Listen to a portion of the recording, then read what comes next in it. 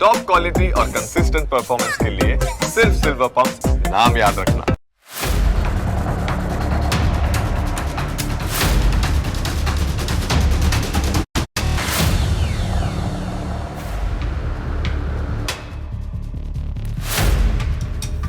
નમસ્કાર, હું Janak Dave. Full stop news analysis પ્રોગ્રામમાં આપનું સ્વાગત છે. આજે અમે તમારા માટે એક વિશેષ રજૂઆત લઈને આવ્યા છીએ. ભારતના રિયલ લાઈફ જેમ્સ બોન્ડ વિશે અમે તમને જણાવીશું, જેમના નામ માત્રથી દેશના દુશ્મનોને પરસેવો છૂટી જાય છે. આ જાસૂસે દુશ્મનોની ગલીઓમાં ભિખારી અને રિક્ષાવાળા બનીને પણ જાસૂસી કરી, પરંતુ તેમને કોઈ ન પકડી શક્યું. તેમના સફળ મિશનનું લિસ્ટ ખાસું લાંબુ છે. તમે અનેક જાસૂસી ફિલ્મો જોઈ હશે, પરંતુ આ જાસૂસની જિંદગી આગળ એ તમામ ફિલ્મો ફિક્કી જ લાગે. આજે અમે તમારી સમક્ષ અજીત ડોભાલની જીવનયાત્રા રજૂ કરીશું.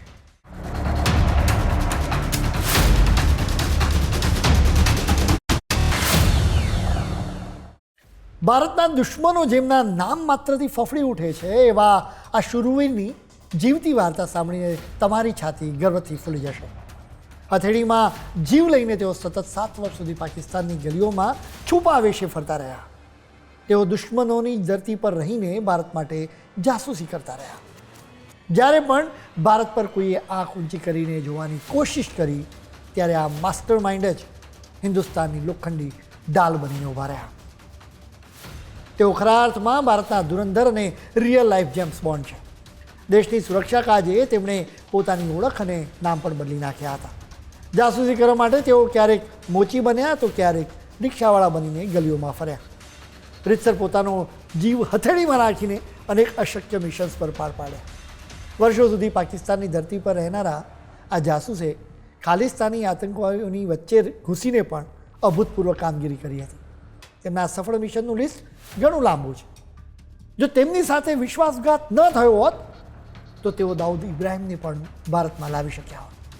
ભારતમાં જ્યારે પણ જાસૂસીની વાત નીકળે ને, ત્યારે અજીત ડોભાલનું નામ હંમેશા ગર્વથી લેવામાં આવશે. ચાલો આ જાંબાઝ જાસૂસના જીવનમાં જરા ડોક્યું કરી લઈએ.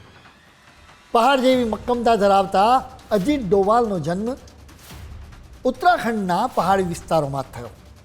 તેમના પિતા ગુણાનંદ ડોભાલ ઇન્ડિયન આર્મીમાં ઓફિસર હતા, એટલે સ્વાભાવિક રીતે શિસ્ત અને અનુશાસન તેમના લોહીમાં જ હતું. તેમનું ઘડતર અજમેરની મિલિટરી સ્કૂલમાં થયું. અહીંથી જ તેમણે દેશ સેવાના સંસ્કાર મેળવ્યા. ત્યારબાદ તેઓ અર્થશાસ્ત્રના અભ્યાસ માટે આગ્રા યુનિવર્સિટી પહોંચ્યા. સમય હતો વર્ષ 1966નો, જ્યારે તેમની આંખોમાં દેશ માટે કંઈક કરી છૂટવાનું સપનું હતું. બરાબર 1 વર્ષ પછી, એટલે કે 1967માં તેમણે યુપીએસસીની કઠિન ગણાતી પરીક્ષા આપી અને પહેલા જ પ્રયાસે તેઓ સફળ થયા. વર્ષ 1968માં તેઓ આઈપીએસ ઓફિસર બન્યા. કેરળમાં તેમનું પોસ્ટિંગ થયું. જોઈનિંગના 1.5 વર્ષમાં જ તેમણે એક મોટા પડકારનો સામનો કરવો પડ્યો. 1971માં કેરળના થાલાસેરીમાં કોમી રમખાણો ફાટી નીકળ્યા. વળી કોમી તોફાનોની આગ પર જ કંટ્રોલ ન થઈ શક્યો. સ્થાનિક પોલીસ અધિકારીઓ સાવ નિષ્ફળ રહ્યા હતા. એ સમયે યુવા પોલીસ ઓફિસર ડોભાલને રમખાણોના સ્થળે મોકલવાનો નિર્ણય લેવામાં આવ્યો. એટલે તેઓ બિંદાસ્ત રીતે રમખાણોવાળા વિસ્તારોમાં ફર્યા, એટલે ગ્રાઉન્ડ લેવલની સ્થિતિને સારી રીતે ચકાસી શક્યા. પહેલાંના અધિકારીઓ તો રમખાણોવાળા વિસ્તારોમાં જતાં ડરતા હતા. જ્યાં રમખાણોનું કાવતરું ઘડવામાં આવ્યું હતું, ત્યાં ડોભાલે ભારે પોલીસ બંદોબસ્ત ગોઠવી દીધો, જેથી તમામ હલચલ પર નિયંત્રણ લાવી શકાય. ડોભાલે આ રમખાણો કરી રહેલા બંને સમુદાયના નેતાઓની ઓળખ પણ કરી અને તેમને બોલાવ્યા. તેમણે કોમી રમખાણો ન અટકવાનું કારણ જાણવાની કોશિશ કરી. બંને નેતાઓએ રજૂઆત કરી કે તેમના સમાજના લોકોની દુકાનો અને ઘરોમાંથી માલ સામાન લૂંટાયો છે. આ જાણી ડોભાલે નવી રણનીતિ બનાવી. તેમણે લૂંટાયેલો સામાન શોધવા માટે એક ખાસ ફોર્સ ઊભી કરી. આ ફોર્સે માલ સામાન રિકવર કરીને જ્યારે એના અસલી માલિકોને સોંપ્યો, ત્યારે આખો મામલો શાંત થયો. એક સમય લાગતું હતું કે થાલસેરીમાં કોમી તોફાનોની આગ ક્યારે શાંત નહીં જ થાય, પરંતુ જે રીતે ડોભાલે પરિસ્થિતિને હેન્ડલ કરી, તેમની ખૂબ જ પ્રશંસા કરવામાં આવી.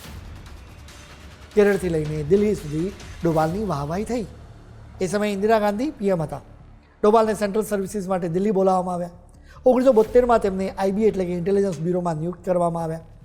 બસ અહીંથી જ તેમની જાસૂસ તરીકેની સફર શરૂ થઈ. હવે ડોભાલ પાસે એક મોટું મિશન આવવાનું હતું, જેના માટે તેમણે દિલ્હી છોડવું પડે તેમ હતું. એ સમયે મિઝોરમની સ્થિતિ અત્યંત ગંભીર હતી. ત્યારે મિઝોરમ આસામનો જ એક ભાગ હતો. આસામ સરકાર દ્વારા મિઝોરમના લોકો સાથે અન્યાય થતો હોવાની લાગણી પ્રબળ હતી. જેમ કે સરકારી નોકરી માટે આસામી ભાષાનું જ્ઞાન હોવું જરૂરી હતું. આ જ કારણોસર આસામ અને ભારત સરકાર વિરુદ્ધ લોકોમાં ભારે આક્રોશ હતો. શરૂઆતમાં ભારત સરકાર આ પરિસ્થિતિની ગંભીરતા સમજવામાં થાપ ખાઈ ગઈ હતી. મિઝોરમમાં લાલદેંગા નામની વ્યક્તિએ ભારે કેર વર્તાવ્યો હતો. તેણે મિઝો નેશનલ ફ્રન્ટ નામનું સંગઠન ઊભું કર્યું, જેણે એવી ઘોષણા કરી કે મિઝોરમ ભારતનો ભાગ જ ન હોવો જોઈએ, પરંતુ એક સ્વતંત્ર દેશ હોવો જોઈએ. લાલદેંગા સાથે વધુને વધુ લોકો જોડાવા લાગ્યા. એવામાં સરકારની એક ભૂલ લાલદેંગા માટે વરદાન સાબિત થઈ. તે સમયે આસામ રાઇફલ્સમાં મોટી સંખ્યામાં મિઝો લોકો ફરજ બજાવતા હતા. મિઝો જવાનોની 2 બટાલિયનને બરતરફ કરવામાં આવી, જેના કારણે અનેક સૈનિકો અને કુશળ કમાન્ડર્સે એકસાથે નોકરી ગુમાવવી પડી. આ નારાજ થયેલા 7 મુખ્ય કમાન્ડર્સ લાલદેંગા સાથે જોડાઈ ગયા, જેનાથી તેમની તાકાતમાં તોતિંગ એવો વધારો થયો. હવે લાલદેંગાનું ઉગ્રવાદી સંગઠન બેફામ બન્યું. તેઓ બીએસએફ અને સેનાના જવાનોને નિશાન બનાવવા લાગ્યા. વળી એક ઉચ્ચ આઈપીએસ અધિકારીની હત્યા થતાં આ ઘટનાના પડઘા છેક દિલ્હી સુધી પડ્યા. ઉગ્રવાદીઓની આ વધતી જતી તાકાત જોઈને કેન્દ્ર સરકાર પણ ચોંકી ઉઠી હતી.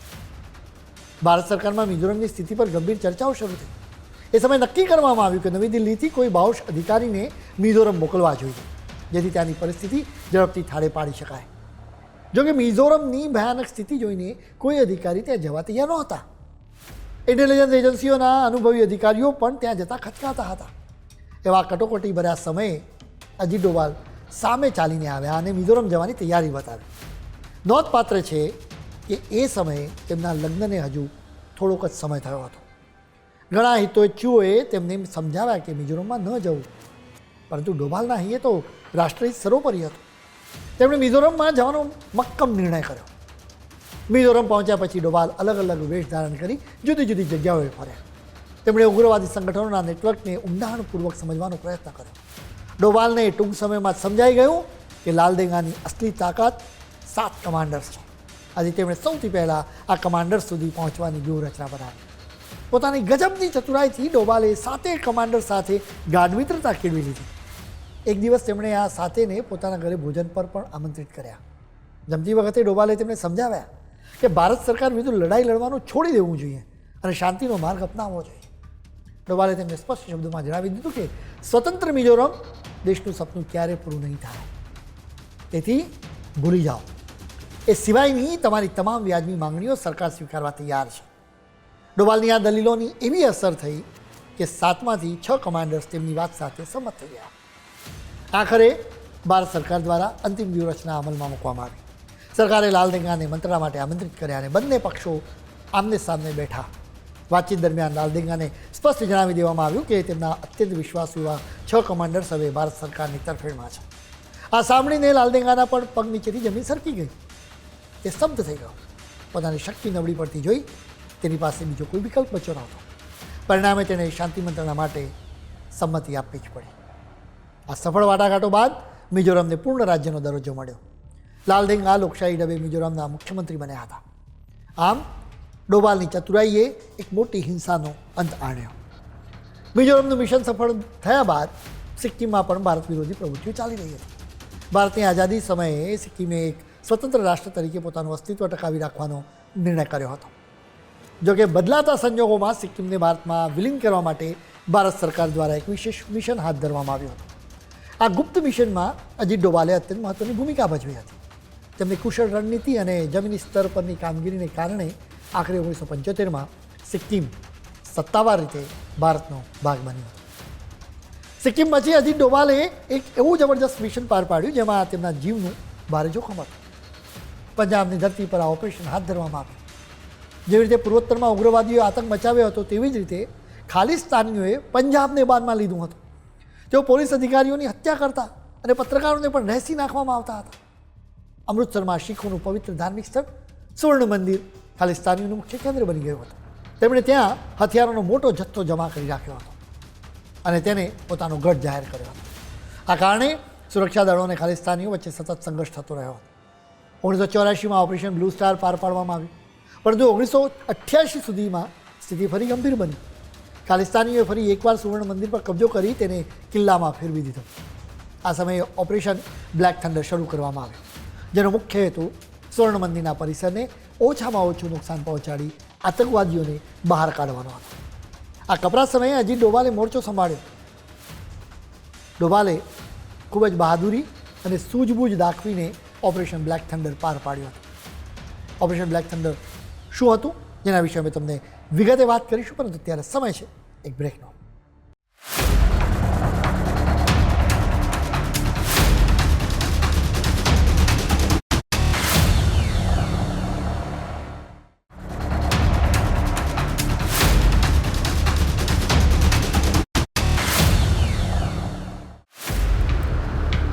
બ્રેક બાદ આપનું સ્વાગત છે.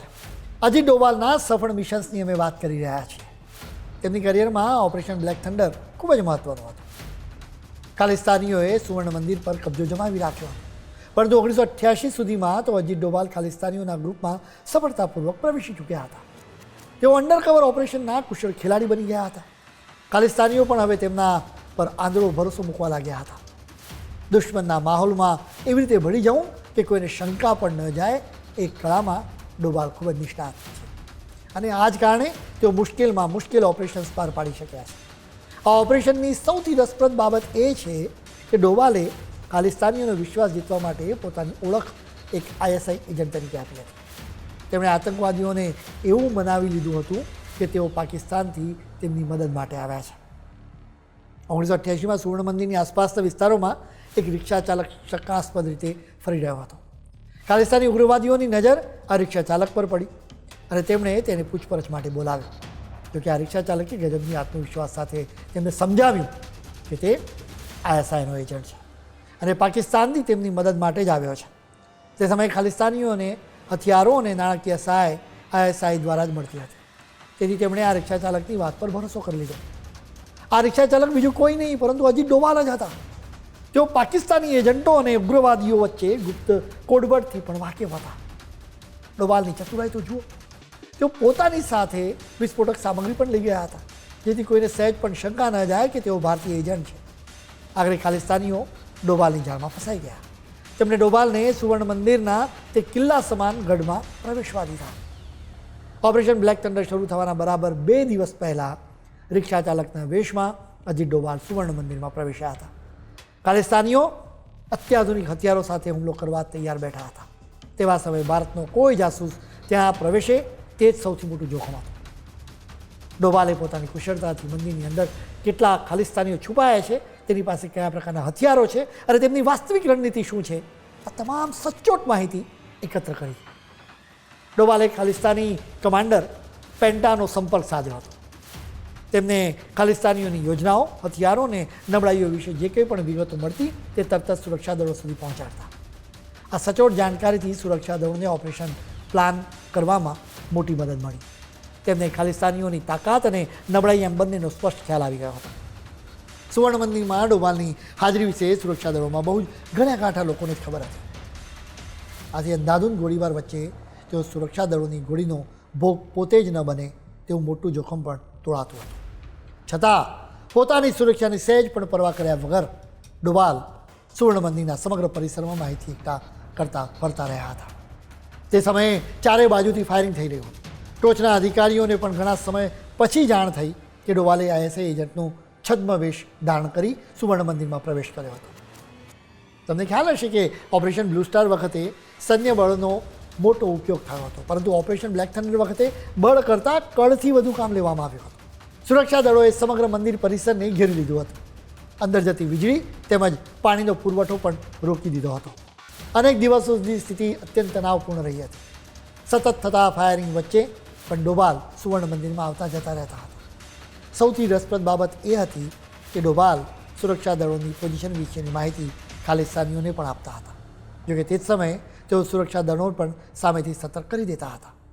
બહારની દુનિયા અને સુરક્ષા દળોની હિલચાલની માહિતી ડોભાલ દ્વારા મળતી હોવાના કારણે જ ખાલિસ્તાનીઓ તેમના પર ભરોસો રાખીને તેમને વારંવાર બહાર જવા દેતા હતા.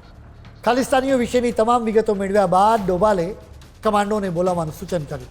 તે જ રાત્રે કમાન્ડોને પોલીસ યુનિફોર્મમાં બોલાવવામાં આવ્યા, જેથી કોઈની શંકા ન જાય. સીઆરપીએફના જવાનોના સ્થાને હવે પોલીસ યુનિફોર્મમાં સજ્જ શાર્પ શૂટર્સોએ મોરચો સંભાળ્યો હતો. ડોભાલે આ કમાન્ડોને સુવર્ણ મંદિરની અંદર છુપાયેલા આતંકવાદીઓના ચોક્કસ લોકેશનની માહિતી આપી દીધી. ડોભાલે વ્યૂહાત્મક સૂચના આપી કે મંદિરમાં પાણીનો પુરવઠો કાપી નાખવામાં આવ્યો હોવાથી જ્યારે પણ ખાલિસ્તાનીઓ પાણી પીવા માટે બહાર આવે ત્યારે તેમને નિશાન બનાવવા. 15મી મેના રોજ ખાલિસ્તાનીઓનો મુખ્ય કમાન્ડર જાગીરસિંહ તરસ્યો થયો. તે જેવો પાણી પીવા બહાર નીકળ્યો કે તરત જ સજ્જ કમાન્ડોએ તેને ઠાર માર્યો હતો. સુવર્ણ મંદિરમાં છુપાયેલા ખાલિસ્તાનીઓ હવે ફફડવા લાગ્યા હતા. હવે તેમનો લડવાનો જુસ્સો ઓસરી રહ્યો હતો. અંદર તેઓ ભૂખ અને તરસથી બેહાલ હતા, જ્યારે બહાર નીકળતા જ મોતનો ડર સતાવતો હતો. ઉપરથી તેમનો ટોચનો કમાન્ડર પણ ઠાર મરાયો હતો. આવા સંજોગોમાં ડોભાલે મનોવૈજ્ઞાનિક દાવ ખેલ્યો અને તેમને સમજાવ્યા કે અત્યારે આત્મસમર્પણ કરી દેવું હિતાવહ છે. તેમણે આતંકવાદીઓને લાલચ આપી કે અત્યારે સરેન્ડર કરી દો, પછી આપણે આગળની રણનીતિ નક્કી કરીશું. જો કે કેટલાક ઉગ્રવાદીઓ આ વાતનો વિરોધ કરી રહ્યા હતા અને ડોભાલની ભૂમિકા પર પણ શંકા કરવા લાગ્યા. પરંતુ ડોભાલે કુનેહપૂર્વક સ્થિતિ સંભાળી. આખરે તમામ ખાલિસ્તાનીઓ સંમત થયા અને 18મીના રોજ તેમણે સત્તાવાર રીતે શરણાગતિ સ્વીકારી લીધી. અજીત ડોભાલે ક્રૂર ખાલિસ્તાનીઓને ગૂંટણીએ પાડી દીધા હતા. અજીત ડોભાલે યુકે અને પાકિસ્તાન એમ 2 દેશોમાં રાજદૂત તરીકે પણ ફરજ બજાવી હતી. તેમણે લંડન અને ઇસ્લામાબાદમાં આવેલા ભારતીય દૂતાવાસમાં રહીને પણ કામ કર્યું હતું. તેમણે પાકિસ્તાનમાં સતત 7 વર્ષ વિતાવ્યા હોવાથી તેઓ પાકિસ્તાનની સારી એવી રીતે વાકેફ હતા. ત્યાં તેમણે એક જાસૂસ તરીકે અત્યંત જોખમી કામગીરી કરી હતી. જાસૂસી દરમિયાન તેઓ અવારનવાર લાહોર પણ જતા. ત્યાંનો એક કિસ્સો અત્યારે ખૂબ જ જાણીતો છે. એક દિવસ જ્યારે ડોભાલ લાહોરની એક મજાર પાસેથી પસાર થઈ રહ્યા હતા, ત્યારે એક લાંબી દાઢીવાળો વૃદ્ધ વ્યક્તિ તેની પાસે આવ્યો. તેણે અત્યંત ધીમા અવાજે ડોભાલને કહ્યું કે તું હિન્દુ છે? ડોભાલ તો મુસ્લિમના વેશમાં હતા અને વર્ષોથી એ જ ઓળખ સાથે ત્યાં રહેતા હતા. તેથી આ સાંભળીને તેઓ સ્તબ્ધ થયા. તેમણે તરત જ બચાવ કરતાં કહ્યું, ના, હું હિન્દુ નથી, હું તો મુસ્લિમ છું. એ વ્યક્તિએ કહ્યું કે તે કાન વિંધાવ્યા છે. મુસ્લિમો કાન વિંધાવતા નથી, માત્ર હિન્દુઓ જ વિંધાવે છે. ડોભાલ આ સાંભળીને વિચારમાં પડી ગયા. તેમને કંઈ સમજાય ન. ત્યાં જ તે વ્યક્તિએ કહ્યું, મારી સાથે આવો. ડોભાલને થયું કે જો આ વ્યક્તિ બૂમાબૂમ કરશે તો લોકો જાણી જશે, એટલે તેની વાત માનવા સિવાય કોઈ છૂટકો ન હતો. તે વ્યક્તિ ડોભાલને 2-3 ગલીઓ પસાર કરાવી એક નાનકડા ઘરમાં લઈ ગયા.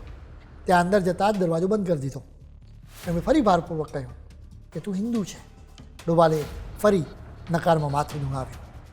એટલે તે વ્યક્તિ બોલી, હું ફરીથી કહું છું કે આ રીતે માત્ર હિન્દુઓ જ કાન વિંધાવે. આખરે ડોભાલે બચાવ કરતાં કહ્યું કે તેઓ પહેલાં હિન્દુ હતા પણ પછી ધર્મ પરિવર્તન કરી લીધું હતું. ત્યારે તે વ્યક્તિએ કહ્યું કે તું કન્વર્ટ પણ નથી થયો, તું હજી પણ હિન્દુ જ છે. ડોભાલ જ્યારે ખૂબ જ પરેશાન થઈ ગયા ત્યારે તે વ્યક્તિએ તિજોરી ખોલી, જેમાં ભગવાનની મૂર્તિ હતી. તેણે કહ્યું કે હું પોતે હિન્દુ છું, મારા પરિવારના તમામ સભ્યોની હત્યા કરાઈ, માત્ર હું જ બચ્યો છું. હવે લોકો મને મજારના ઓલિયા બાબા માને છે અને હું પણ મુસ્લિમ બનીને જ રહું છું.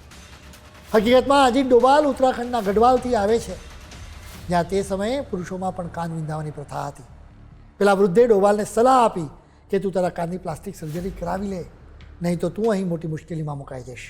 ધુરંધર ડોભાલના પાકિસ્તાનમાં જાસૂસીના અનેક જાણીતા કિસ્સા છે.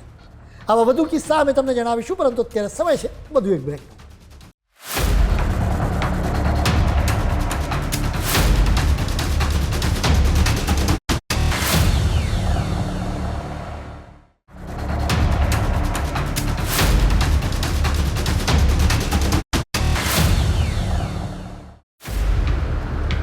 બ્રેક બાદ આપનું ફરી સ્વાગત છે. અજીત ડોભાલે ખાસા સમય સુધી પાકિસ્તાનમાં રહીને જાસૂસી કરી હતી. જોકે તેમણે ભાષા, બોડી લેંગ્વેજ કે એક્શનથી દુશ્મનોને અણસાર પર આવવા દીધો નહોતો. અજીત ડોભાલ દુશ્મનોની વચ્ચે પોતાની અસલી ઓળખ છુપાવવામાં અત્યંત કુશળ હતા. 1974માં ભારતે જ્યારે પ્રથમ પરમાણુ પરીક્ષણ કર્યું ત્યારે પાકિસ્તાન સ્તબ્ધ થઈ ગયું હતું અને આ વળતા જવાબમાં પાકિસ્તાને પણ ચીન અને ઉત્તર કોરિયાના સહયોગથી પરમાણુ હથિયાર વિકસાવવાની તૈયારીઓ શરૂ કરી હતી. ભારત સરકાર પાકિસ્તાનની આ ગુપ્ત હિલચાલ વિશે સચોટ માહિતી મેળવવા માંગતી હતી. આ અત્યંત સંવેદનશીલ મિશનની જવાબદારી ભારતના જેમ્સ બોન્ડ ગણાતા અજીત ડોભાલને સોંપવામાં આવી. આ મિશનમાં જોખમ ઘણું હતું. ડોભાલના જીવનું જોખમ તો હતું જ, પરંતુ સાથોસાથ જો આ મિશન નિષ્ફળ જાય તો આંતરરાષ્ટ્રીય સ્તરે ભારતની પ્રતિષ્ઠાને પણ મોટું નુકસાન પહોંચવાનો ડર હતો. ડી દેવદત્તના પુસ્તક Ajit Doval on a mission મુજબ ડોભાલ અનેક દિવસ સુધી પાકિસ્તાનના કહુટાની ગલીઓમાં ભિખારીના વેશમાં ફરતા રહ્યા હતા. રસ્તે ચાલતા લોકો તેમને ભીખ પણ આપતા હતા, પરંતુ ડોભાલને તેની કશી જ પરવા નહોતી. તેમનું સંપૂર્ણ ધ્યાન માત્ર પોતાના મિશન પર જ કેન્દ્રિત હતું. કહુટામાં પાકિસ્તાનીઓ પરમાણુ પરીક્ષણની જે તૈયારીઓ કરી રહ્યા હતા તેના પર તેઓ ચાંપતી નજર રાખતા હતા. એવામાં અચાનક તેમની નજર વાળંદની એક દુકાન પર પડી, જ્યાં ખાન રિસર્ચ લેબોરેટરીઝના વૈજ્ઞાનિકો વાળ કપાવતા હતા. પુસ્તકમાં ઉલ્લેખ છે કે ડોભાલ આ દુકાનની બહાર ભિખારીના વેશમાં કલાકો સુધી બેસી રહેતા, જોકે તેમનું ધ્યાન જમીન પર પડેલા વૈજ્ઞાનિકોના વાળ પર રહેતું હતું. ડોભાલ આ વાળની દુકાનમાંથી ફેંકવામાં આવતા કપાયેલા વાળને કલેક્ટ કરતા હતા, જેના પછી તેઓ એને ભારત મોકલી આપતા.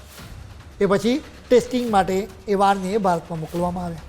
રિપોર્ટ આવ્યો ત્યારે ખાતરી થઈ કે પાકિસ્તાનના પરમાણુ વૈજ્ઞાનિકોના વાળમાં રેડિયેશનના અંશો મળ્યા હતા. ભારત જાણી ચૂક્યું હતું કે પાકિસ્તાન પરમાણુ હથિયાર બનાવી રહ્યું છે. જો કે કમનસીબે ભારતની એ સમયની લીડરશિપના કારણે ડોભાલની મહેનત પર પાણી ફરી વળ્યું હતું, કેમ કે એ સમયે પીએમ મોરારજી દેસાઈએ એની જાણકારી પાકિસ્તાનના જનરલ જિયાઉલ હકને આપી દીધી હતી. જેના પછી પાકિસ્તાને આઈએસઆઈની મદદથી રોના આખા નેટવર્કને શોધી નાખ્યું અને એ નેટવર્કના તમામ મેમ્બર્સની ક્રૂર હત્યા કરી હતી. ડોભાલને કાશ્મીરમાં સ્થિતિ સંભાળવાનું પણ મિશન આપવામાં આવ્યું હતું. કાશ્મીરના અનેક યુવાનો પાકિસ્તાનના કહેવાથી હથિયારો ઉઠાવવા લાગ્યા. ડોભાલે અનેક કાશ્મીરી યુવાનોને સમજાવ્યા કે પાકિસ્તાન તમારો ઉપયોગ કરી રહ્યો છે અને આઝાદીના સપના તો તમે ભૂલી જ જાઓ. ડોભાલે આવા જ એક આતંકવાદી લીડરને સમજાવ્યો. તેનું નામ હતું કુકા પારે. તેને ગેંગમાં અનેક આતંકવાદીઓ હતા. કલ્પના કરો કે આતંકવાદીઓની વચ્ચે ભારતનો એક જાસૂસ પહોંચે ત્યારે જીવનું કેટલું જોખમ હોય.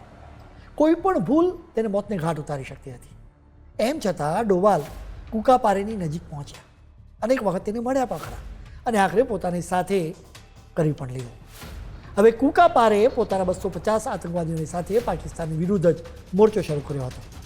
કુકા પાકિસ્તાન માટે પહેલાં કામ કરતો હતો, એટલે સ્વાભાવિક રીતે તેને આતંકવાદની આખી ઇકોસિસ્ટમ ખબર હોય. હવે એ જ આતંકવાદી પાકિસ્તાનની વિરોધ થઈ ગયો, જેના લીધે આતંકવાદી ગતિવિધિ ઘણા ખરા અંશે કંટ્રોલમાં રહી. જેના લીધે જ 1996માં કાશ્મીરમાં ચૂંટણી યોજાઈ શકી હતી, જેમાં કુકા પારેએ પોતાની પોલિટિકલ પાર્ટી પણ બનાવી હતી. વળી તે ચૂંટણી જીતી પણ ગયો હતો.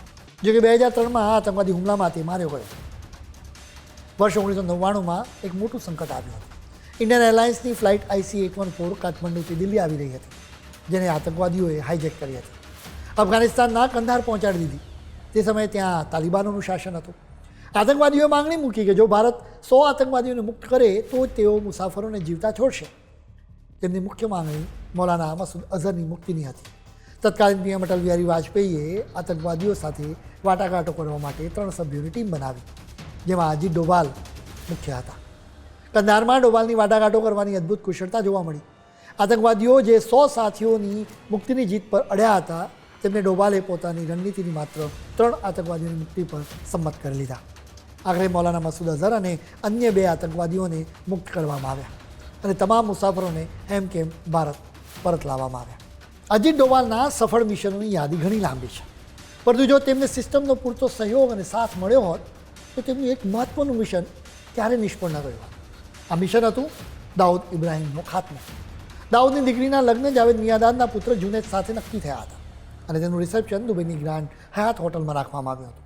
દાઉદ ત્યાં હાજર રહેવાનો જ હતો, તેથી ભારતીય એજન્સીઓએ ત્યાં જ તેનો ખેલ ખતમ કરવાનું ગુપ્ત ઓપરેશન ફાઇનલ કર્યું. ડોભાલે આ મિશન માટે છોટારાજનના ગેંગના 2 શાર્પ શૂટર્સ વિકી મલ્હોત્રા અને ફરીદ તાનાશાહની પસંદગી કરી હતી. દિલ્હીની એક 5 સ્ટાર હોટલમાં તેમની ટ્રેનિંગ અને બ્રીફિંગ ચાલી રહી હતી. જોકે મુંબઈ પોલીસમાં રહેલા દાઉદના કેટલાક વફાદાર અધિકારીઓને કારણે આ પ્લાન લીક થઈ ગયો. જ્યારે ડોભાલ તે શૂટર્સને અંતિમ સૂચનાઓ આપી રહ્યા હતા ત્યારે જ મુંબઈ પોલીસની ટીમ એ હોટલ પર ત્રાટકી. ડોભાલે સમજાવ્યું કે આ દેશનું મોટું મિશન છે, પણ ભ્રષ્ટ અધિકારીઓ માન્યા નહીં અને શૂટર્સને પકડી મુંબઈ લઈ આવ્યા. આમ ઘરના જ ભેદીઓએ દાઉદને બચાવી લીધો. પાછળથી એક ઇન્ટરવ્યૂમાં જ્યારે ડોભાલે આ વિશે પૂછવામાં આવ્યું ત્યારે તેમણે વરવી વાસ્તવિકતા સ્વીકારવાને બદલે સ્મિથ સાથે કહ્યું કે હું તો તે દિવસે ઘરે બેસીને ફૂટબોલ મેચ જોતો હતો. સ્વાભાવિક છે કે આવા ગુપ્ત મિશનની કબૂલાત કોઈ સાર્વજનિક મંચ પર ન જ કરે. અજીત ડોભાલ 1968ની બેચના IPS અધિકારી રહ્યા છે. ત્યાંથી તેઓ IBના ડિરેક્ટરના સર્વોચ્ચ પદે પણ રહ્યા. જાન્યુઆરી 2005માં તેઓ નિવૃત્ત થયા. ત્યાં સુધીમાં તેમણે 30 વર્ષ સુધી જાસૂસી ક્ષેત્રે અતુલ્ય કામગીરી કરી. નિવૃત્તિ બાદ ડોભાલે ભારતની આંતરિક અને બાહ્ય સુરક્ષાના વિષયો પર ગહન લેખન શરૂ કર્યું હતું. અનેક પુસ્તકો અને લેખો પણ લખ્યા. વર્ષ 2009માં તેમણે વિવેકાનંદ ઇન્ટરનેશનલ ફાઉન્ડેશન થિંક ટેન્કની સ્થાપના કરી, જે રાષ્ટ્રીય સુરક્ષાના મુદ્દે મંથન કરતું મુખ્ય કેન્દ્ર બન્યું. વર્ષ 2014માં કેન્દ્રમાં સત્તા પરિવર્તન થયું અને નરેન્દ્ર મોદી પીએમ બન્યા. એ સમયે 30મી મે 2014ના રોજ અજીત ડોભાલને દેશના રાષ્ટ્રીય સુરક્ષા સલાહકાર તરીકે નિયુક્ત કરવામાં આવ્યા. તેમની આ નિમણૂક સાથે જ પાકિસ્તાન સહિતના દુશ્મન દેશોમાં ફફડાટ વ્યાપી ગયો, કારણ કે તેઓ જાણતા હતા કે હવે ભારતની સુરક્ષા નીતિ આક્રમક રહેવાની છે. હવે પાકિસ્તાનને તેની ભાષામાં જવાબ આપવાની શરૂઆત થઈ ગઈ છે. અજીત ડોભાલના નેતૃત્વમાં ભારતે કરેલી સર્જિકલ સ્ટ્રાઇક અને એર સ્ટ્રાઇક વિશે તો આખી દુનિયા જાણે છે. જોકે એક બીજી વાસ્તવિકતા પણ છે, જેને સત્તાવાર રીતે સ્વીકારવામાં આવતી નથી, અને દેશના હિતમાં તે અત્યારે સ્વીકારવી જરૂરી પણ નથી. પાકિસ્તાનમાં અત્યારે આતંકવાદીઓનો સફાયો થઈ રહ્યો છે. ત્યાં અજાણ્યા હુમલાખોરો દ્વારા જે રીતે ટોચના આતંકવાદીઓનો ખાત્મો બોલાવવામાં આવી રહ્યો છે, તેની પાછળ ભારતની બદલાયેલી અને આક્રમક સુરક્ષા નીતિનો સ્પષ્ટ પ્રભાવ દેખાઈ રહ્યો છે. અજીત ડોભાલ જેવા રાષ્ટ્રભક્ત અને રણનીતિકારના કારણે જ આજે ભારત સામે કોઈ આંખ ઊંચી કરવાની હિંમત કરી શકતું નથી. દુશ્મનો હવે સારી રીતે જાણે છે કે ડોભાલના નેતૃત્વ હેઠળનું આ નવું ભારત છે. જો ભારત સામે હાથ ઉગાવવામાં આવશે તો તે હાથ કાપી નાખવાની ક્ષમતા આ દેશ ધરાવે છે. ડોભાલે જાસૂસીની દુનિયાથી લઈને રાષ્ટ્રીય સુરક્ષાના સર્વોચ્ચ શિખર સુધી જે મિશનો પાર પાડ્યા છે, તે ભારતની આવનારી પેઢીઓ માટે હંમેશા પ્રેરણા સ્ત્રોત બની રહેશે. ખેર, આજના ફૂલ સ્ટોપમાં આજે આટલું જ. નવા મુદ્દાઓ સાથે ફરી મળીશું. ત્યાં સુધી મને રજા આપશો. નમસ્કાર.